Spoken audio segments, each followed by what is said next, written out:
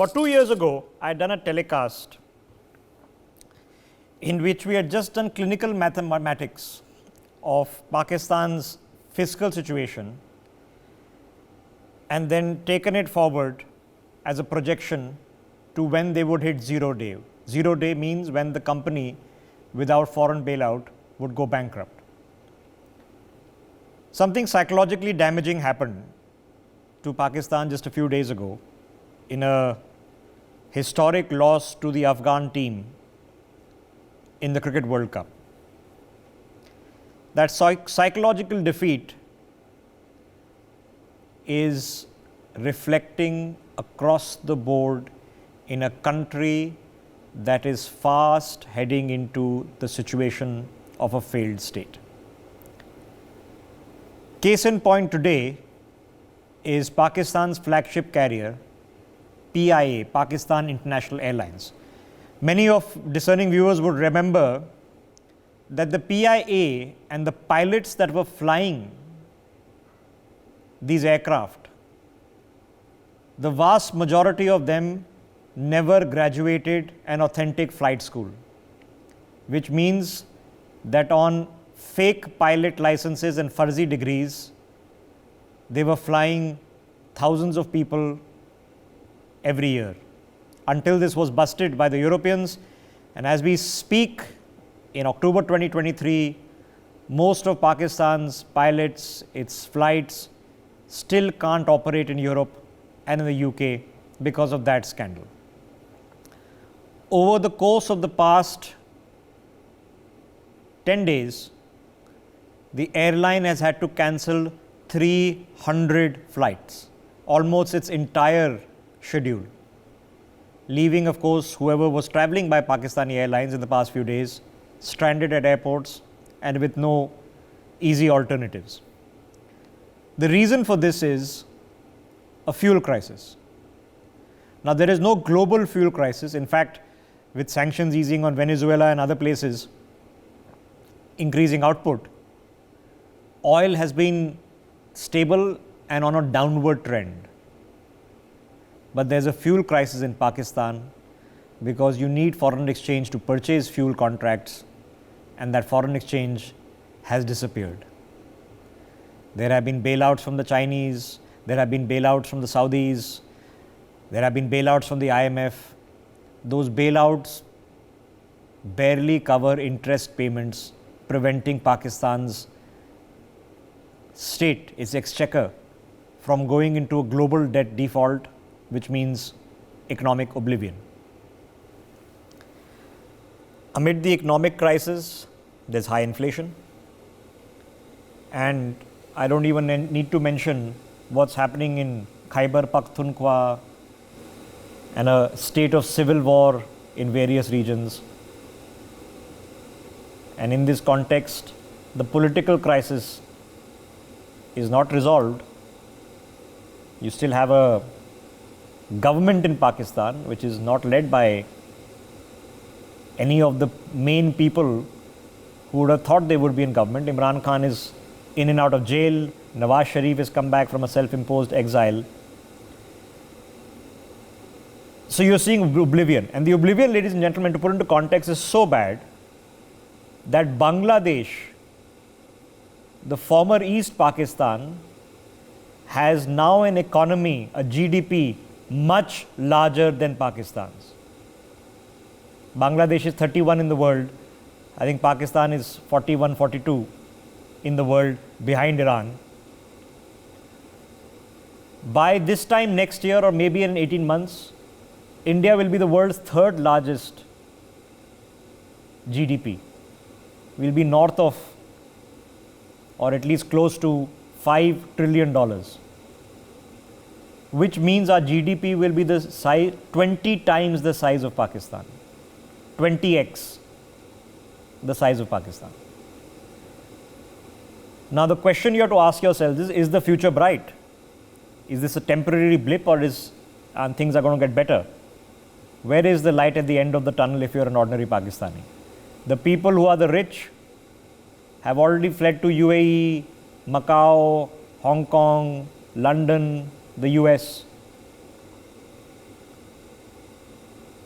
Is the semiconductor future going to be established in Pakistan? Is the AI revolution going to happen in Pakistan?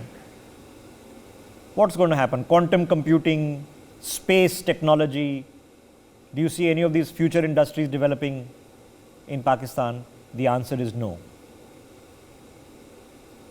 So the future is grim. Let's open up this conversation. Dr. Sharad Kohli joining us on the broadcast. We have Rajan Khanna with us as well. Gautam Mukherjee is with us, and Wing Commander Sudhakaran joining us on the broadcast as well. Now, Dr. Kohli, economic crises do happen. They happen in the best of countries, they happen in the worst of countries. So let's take the case in point today, sir. Pakistani International Airlines, their flagship carrier, has cancelled almost its entire schedule because there is a fuel crisis. Now, you and I well know, sir, there is no global fuel shortage. So what's gone wrong? Well, to answer you in one word, Rishabh, it's a failed country. But to elaborate on that, 743 billion rupees of liabilities with Pakistan State Oil. You can't expect them to keep supplying oil. And you know, when you were saying, I was thinking of something, they probably recruited cab drivers to fly aeroplanes, you know. And from whatever crew which is there, you know, they haven't been paid salaries regularly. We keep hearing of delays in salaries being paid. And very important thing, Rishabh, the maintenance of the aircrafts. I'm fretting about people who are flying PIA, of course, minus this outage. It was flying on and off, and probably some of the aircrafts may still be flying. But I worry about the safety of the passengers who are boarding PIA flights, because the maintenance of the aircrafts also needs money. There's no money. You know, the hangars have to be equipped with technicians, with aeronautic engineers, with the spare parts. Incidentally, none of these three things are in order. The aircraft just keep flying, ignoring all the safety measures. So I am more worried about, you know, the PIA aircrafts taking off from the ground and the passengers sitting there. Well, a country which has been harboring terrorism, a country whose focus is just to nurture terrorism, I think can never progress. You said a very important point, Rishabh. You said that there have been cases of countries economically failing. We saw Sri Lanka. We've got so many cases across the world. But you know what is the difference here? The difference is because here, along with the economic crisis, is focus on terrorism, is focus on everything that is negative, is focus on rampant corruption. That is the difference between any other economic crisis in any other country and in Pakistan. I think that is the glaring and staring difference, Rishabh, for that matter. And you know, none of the economic parameters, I mean, coming from the world of economics, I can tell you, they take the per capita income, take the tax collection, take any economic parameter. None of the economic parameters, it is only because of China, it's only because of some lobbying with IMF, it's only because of partly Saudi Arabia, to a certain extent Turkey. It is only because of these fair weather friends, although they are not fair weather anymore, that Pakistan today is a country we are mentioning. You mentioned about space, you mentioned about quantum computing, you mentioned about artificial intelligence. Forget about this, Rishabh. I think if it was not for the bailouts, over a dozen bailouts given by IMF, Pakistan would not have existed as a country, Rishabh. Today, we would not have been discussing this in the name of Pakistan. We would probably have been discussing in the name of some fragmented portions of Baluchistan or Sindh province or Punjab or whatever. It would have been disintegrated long, long ago. So it is on a ventilator. How long can a patient survive on a ventilator is anybody's guess. So okay. So that's the question. So let's put the facts, Dr. Kohli. Pakistan has Forex reserves currently of just over $8 billion. To put into context, India has Forex reserves of just under $600 billion. It has $126 billion of foreign debt on its books, 30 billion of which is owed directly to the Chinese. Pakistan public enterprises owe probably another $30 billion to the Chinese. So you have a near debt book of $200 billion. You have $8 billion in your bank account. What do you do? Well, Rishabh, I agree that the Forex reserve is only $8 billion and Pakistan does not make most of the things its Awam needs. So it has to import. But the problem here is that soon as the coffers start running dry, when it reaches close to under 5 billion, some of the other fair weather friend comes to the rescue. And I have witnessed this over the last 3 to 4 years, n number of times. Either it's IMF or it's Saudi Arabia or it's China or it's Turkey or some other, some of the other friend with a vested interest. Now, you should be. This requires to be mentioned very, very strongly. They have got their own vested interest because of the strategic geographic location of Pakistan, or probably in some way America. So so let's call a spade. It's got nothing to do with the strategic geographic location anymore. Primarily in the past, it had to be because Pakistan was seen as the country with the Islamic bomb. Okay, the strategic economic interest or geostrategic interest for the Americans has disappeared with their exit from Afghanistan. The Saudis are building an association with India. I want you to think about the IPL, the World Cup. Who is the principal sponsor? Saudi or Aramco? Why does an oil company, one of the world's largest, require to do PR? Because they are not a consumer-facing company. So why would they want everybody in India to know the name Aramco? The reason for that is strategic. DP World is a sponsor. Yeah. Okay, Emirates Airline is a sponsor. So that shows where the world is heading. The Emiratis are heading in a different direction. They are looking to build the India, Middle East, Europe trade corridor. The Saudis are heading in a different direction. So yes, Turkey remains, the Chinese remains, but they give you debt to pay debt. So you are constantly on a treadmill. Let me quickly get Rajan Khanna into this conversation. Rajan ji, so the two things can happen. Either an economic miracle can take place and they discover oil on the shores of Karachi, or they discover a gold mine. All of these things they've claimed in the past. I'm not making it up. I'm not pulling it out from my behind. So they've claimed to have discovered oil. They've claimed to have discovered the world's largest gold mine. All of these turned out to be fuzzy claims. So either these things can happen, or somebody can come and provide tens of billions of dollars of infusion into Pakistan, both of which seem unlikely. So what's next? You see, there are three dimensions attached to this present crisis of PIA. Two are on micro level and another one is on the macro level. When we discuss this PIA problem per se, then Pakistan International Airlines is in doldrums for many years. The total, the liability is around $2.5 billion, and the assets are not even a fifth of the entire, liabilities. Another thing is, recently in the month of May, the best friend of, Pakistan, Malaysia, Mahathir Mohamad, he was very close buddy of Imran Khan. They confiscated Pakistani International Airlines plane in Kuala Lumpur because there were a lot of dues which they had to pay, PIA. Another thing is, recently, the entire Europe has banned Pakistan International Airlines flights because the licenses, as you told, of all the most of the pilots, they are fictitious. So all these things that this PIA is going through. Another thing, which is attached is really the fuel prices, high fuel cost. Fuel prices, this escalation has been ignited by IMF in Pakistan. Because one of the conditions the IMF put recently, that was to escalate the fuel prices. And the main reason was IMF, they wanted to ensure, like all the other lenders, if we are lending money to you, your payability has to be ensured.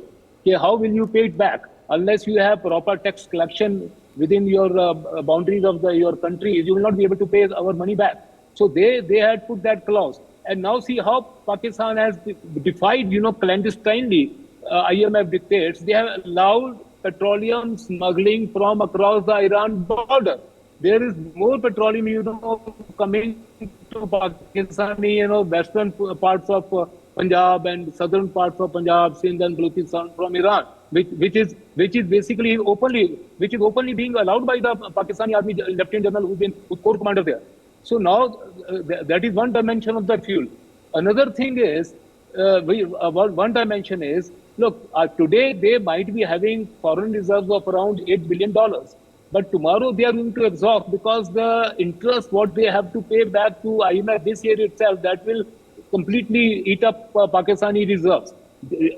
As recently they had only $3 billion left in their foreign exchange, and IMF gave them bailout. Okay, so you're looking at an IMF bailout, or as Dr. Kohli said, either the Saudis come, and the Saudis no longer give, they don't even give loans, they give foreign exchange infusions, which means they open a bank account with the State Bank of Pakistan, and they'll put in $1 billion to earn interest there. And that's not even a loan. They can withdraw that whenever they want. It's just emergency foreign exchange, just to tide over cash flow. It's becoming a joke. So let me quickly get Gautam Mukherjee in. Gautam Mukherjee, as you well know, sir, India is now manufacturing the iPhone 15. Pakistan's lead exports, principal exports remain, and I'm quoting, house linen, knitwear, cotton, woolen yarn, rice, unwoven men's suits, and leather. Now, is this striking you as a future-ready economy?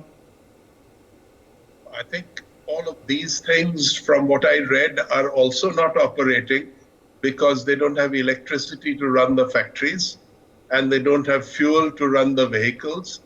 It is a completely failed bandit state now. As you pointed out, they're smuggling oil in, they're smuggling drugs in, they're doing anything and everything hawala in order to scrabble on after a fashion, because all parameters of a viable economy have collapsed. And because of the extent of the debt, the sheer mountain of it, there is no authority, including the IMF and World Bank, that can actually set this right. They are just on some kind of transfusion from time to time, and it lets them stagger on for another 2 weeks. And that is the kind of situation. Something has to give. It will give.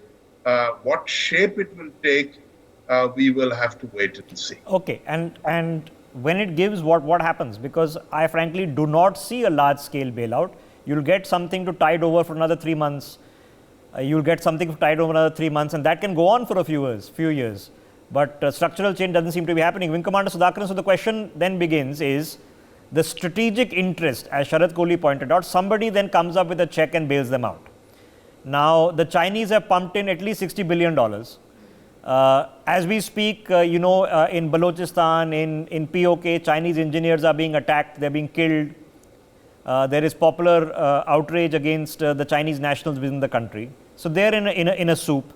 The Saudis are using an economic future with India, as I've already mentioned. The Emiratis are looking elsewhere. So who's going to bail out Pakistan? I don't see anybody bailing out Pakistan, because Pakistan is a black hole, a living black hole on the face of earth. Anybody who goes nearby Pakistan even will get sucked into it, even if it is a massive economy like China. China is in itself in doldrums because it can't afford to flirt with a black hole like Pakistan. So that's why they've clearly taken their hands off. Their real estate can crumble anytime. The kind of money that has been put in there, there were tanks that were actually guarding the banks there so that people couldn't go and withdraw money there. So China is off. Saudi oil is in its last days. It's counting. The world is moving towards green energy. It is moving towards a different form of energy solution, which means that the money that the Saudis use to take from the oil wells is going to go down by the day. And that's why Mohammed bin Salman is now concentrating on building the tourist sector, building Saudi as a new investment destination and giving them an open access to free commerce. So which means Saudi also cannot, bank upon the Wahhabi jihadism that they were, perpetrating to, save their monarchy. They have now altered their course significantly. That's why you see temples coming up in Saudi Arabia, which was unheard of in the past. So they have moderated themselves. The idiots in Pakistan will never learn the lesson. There is an imminent implosion that I see. It is a matter of when. Because the moment money runs out, then people are free to do anything they want.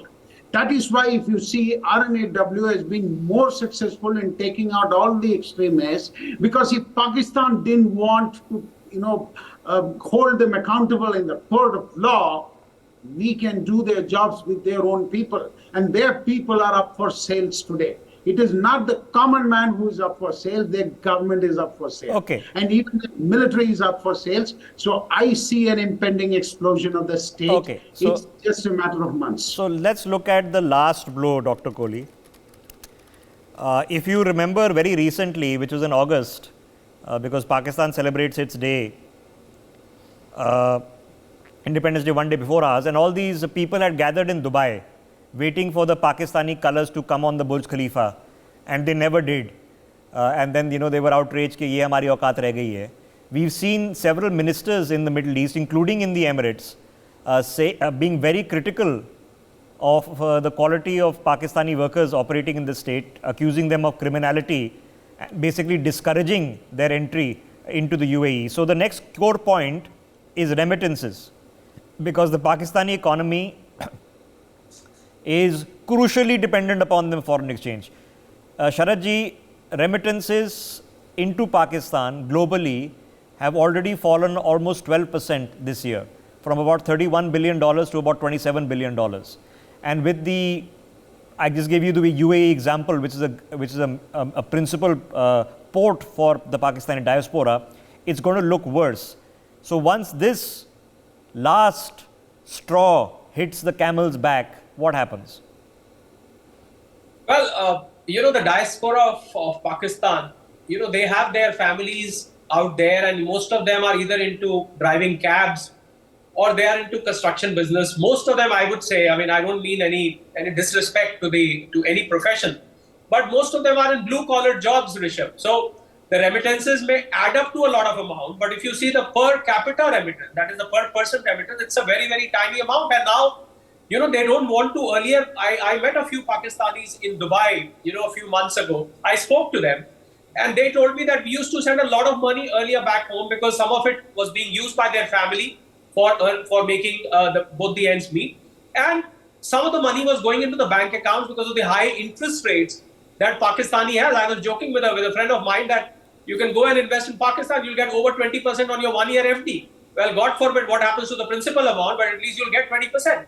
So now the difference is, Rishabh, now they are not remitting back to the country because they feel that money landing in Pakistan is not going to be safe. In fact, they are now working on a mechanism where they can bring their families as well. So they want to get out of Pakistan. I'm telling you, the common man of Pakistan, if given a chance, they will immediately run away from the country because they do not see any future in the country. And Rishabh, a very important case in point. All these fair weather friends which we spoke of Saudi Arabia, we spoke of China, IMF through lobbying or whatever, they all know, Rishabh, that where the money is being used. So if $1 billion is given, do you think $1 billion goes to the awam? Do you think it goes for the welfare of the people? Do you think it goes for the purpose for which it has been intended to disperse? No. They all know that the money is not being siphoned off in the direction it is intended. It is being siphoned off in corruption, in undue buying of arms and military, which no lending agency wants. I'm surprised that because IMF has got an audit in place. China, where it disburses, of course, it's got different interests. Saudi Arabia has got a basic check. I know ADIA. Saudi Arabian, there is ADIA stands for Abu Dhabi. They have a proper investment check when they do. Same is with Saudi Arabia. What surprises me, Rishabh, and I see some foul intention here, that when they know that the money is not going to be put for the benefit of people, for welfare of people, they still keep disbursing. What does this indicate? It indicates that there is an agenda, there is a propaganda, which is in proxy being run by Pakistan or run from Pakistan for that country. This is the point I wanted to make. So let me pick up on that same thread, and let me get Wing Commander Sudhakaran in. Wing Commander Sudhakaran, so I pointed out remittances, which is a major blow. They are in decline, they're not increasing. Exports are in decline, remittances are decline. So whatever your earnings on foreign exchange, whatever tuchi earnings there were, they are falling. The next was, that the Pakistani army and its veterans providing security and military services to the Saudis and other Middle Eastern powers. This has been a long card that the Pakistanis have had, that you pay us basically as bailout money, and in turn we'll train your armies, we'll send fighting forces. There was a Pakistani former army chief who was leading the Saudi fighting forces in Yemen. Now that Yemen campaign didn't turn out very well, Wing Commander Sudhakaran. It turned out to be a humiliating de facto defeat. So when it comes to the reliance on Pakistan and its armed forces by these Middle Eastern powers, do you see that declining as well? See, it was never in place because it was more out of compulsion because of the lack of numbers. And second is, these guys were free cannon fodder for them, because for them, in fact, when Mohammed bin Salman came to the G20 summit in Delhi, he wrote a check of 2 crores for all the employees of Taj, where he stayed just as a freebie. That's the kind of money that they throw. So for somebody who fights their war, they don't mind selling an extra 2-3 crores, which is a huge amount of money as far as Pakistan rupees is concerned.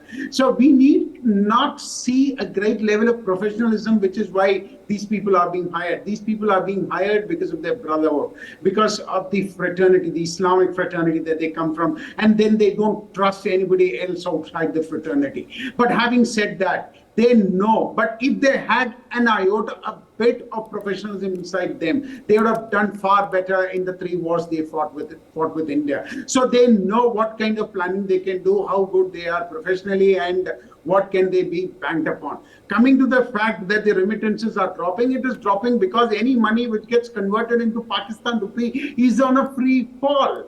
So it is much better, it is far more desirable to keep it in terms of US dollars or any other currency, in euro or in pound or anywhere else, rather than bring it to Pakistan and allow the worth of money to go down.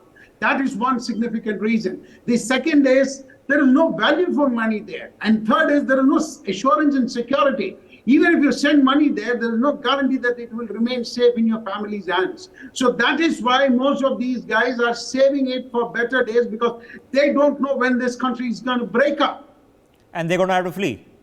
And they're already running. Those who can have already left, and others are looking to leave. So let me just finish this last point here.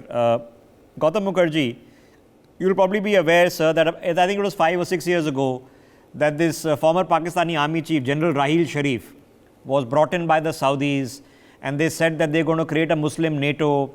And the primary aim was, of course, taking on the Houthis in Yemen. It was disaster after disaster. These Pakistani volunteer, quote unquote, personnel serving there were captured by a rebel organization in Yemen. There was one incident when they all ran away because of a drone strike, because of a drone strike. So the ability of the Pakistani army to say, okay, we are going to serve as a mercenary organization, you pay us to bolster our economy, in turn we will offer you security, training, fighting forces. Do you think this is credible in the future? No, but it has a long history. Either the Gulf armies take direct recruits from Balochistan, which has gone on for over a century, or of late, in this last 50, 60 years, it is from the Pakistan state, usually retired officers to officer the cadres, and regular troops who are seconded and put to work. The trouble with the Gulf, including Saudi Arabia, UAE, whoever, is they do not have the numbers on their own to man their army, except at the upper regions, generals and colonels upwards. So this is a problem which they can't get out of so easily, and provide some kind of income and stability for the Pakistan. Okay, all right. So it's not a closed chapter, but given the performance which has not led to the desired results, the Saudis have had to end the conflict in Yemen because the Pakistanis that they hired to get the job done couldn't do it. For whatever intents and purposes, we'll let you to examine. So I'll leave the last word quickly with Rajan Khanna. Rajanji, the last factor, of course, in all of this is China. They have the deep pockets. They've put in anywhere between $60 and $100 billion. They are still wanting to push on with CPEC. Can the Chinese keep the Pakistani economy afloat? And will the Pakistanis be accepting that the Chinese now own us? See, China's hands are already full. China has played game whatever they wanted to play in America. And now this is the time when they have to just shut their shop from there. Most of the funds are blocked there. Second, in Hanban Tuta also, China has been completely, I think it was $5-6 billion full cap, which they are completely gone down the drain. As far as CPEC is concerned, the biggest factor there is Balochistan. Balochistan, in the coming days, we can't just see that in isolation. The entire geopolitics which is taking shape now, like Ukraine war, where Pakistanis, they sent their ammunition surreptitiously, and then now very openly they are, supporting Hamas. IMF, on one part, it is, funded by the European countries. FATF, it is, it has been created and being monitored by the European countries and the American allies. And then, combining this with the entire scenario of the geopolitics, China, I don't think is in a position Okay. to So maybe not definitive, but the importance levels, the strategic interest in bolstering Pakistan is declining. It's not increasing. Like I said, for the Americans, it's of no consequence anymore. They moved on with life. For the Saudis, they are looking towards India for the future. The Emiratis are looking towards India for the future. So the only people still looking after Pakistan is in China, which is facing its very serious economic issues of its own. The Turks, who have just come from a run on the lira. So let's be clear that Erdogan has economic problems of his own. The question remains, how long can this continue? And the answer is emblematic of the situation of Pakistani International Airlines. The world's worst airline, that's the nomenclature it was given by international agencies 2 years ago. Banned in Europe and UK for fake pilots. Its planes seized in Malaysia. Now all its flights cancelled because they don't have money to buy fuel and there isn't enough fuel to buy. That's the situation. The question is, who is going to be coming to save Pakistan this time? And we don't see anybody. It's tragic if you're living in Pakistan. For more such videos, subscribe to the NewsX YouTube channel, hit the bell icon.